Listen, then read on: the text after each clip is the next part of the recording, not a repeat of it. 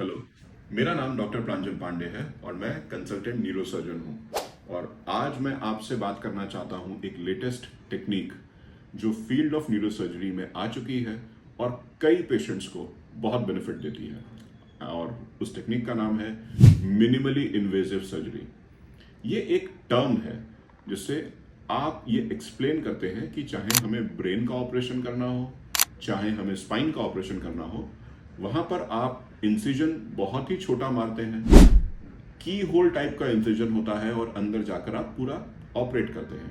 ये बिल्कुल वैसा ही है जैसे आपने देखा होगा कि पुराने ज़माने में जब गॉल ब्लैडर की सर्जरी होती थी तो शायद इतना बड़ा कोई चीरा लगता था, और आज की तारीख में जब आप लैप या एंडोस्कोपिक सर्जरी करते हो तो छोटे छोटे चीरे आते हैं। तो ना केवल मिनिमली इन्वेजिव सर्जरी से हम ऑपरेट कर सकते हैं इफेक्टिवली, बल्कि पेशेंट का जो स्कार होता है वो बहुत छोटा होता है। उसी के साथ साथ क्योंकि हमारे इंसिजन स्मॉल होते हैं, इसीलिए ब्लीडिंग का चांस कम रहता है।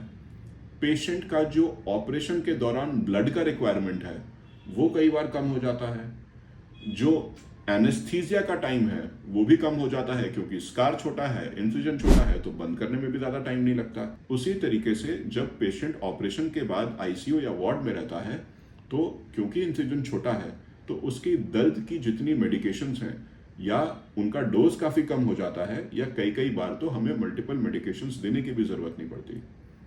इन्फेक्शन का भी रेट कम हो जाता है, पेशेंट बिस्तर से उठ के मोबिलाइज जल्दी होता है।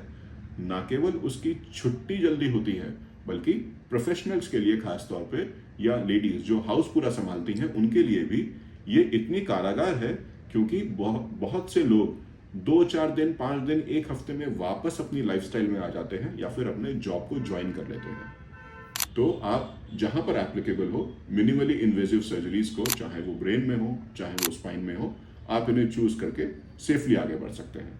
Thank you.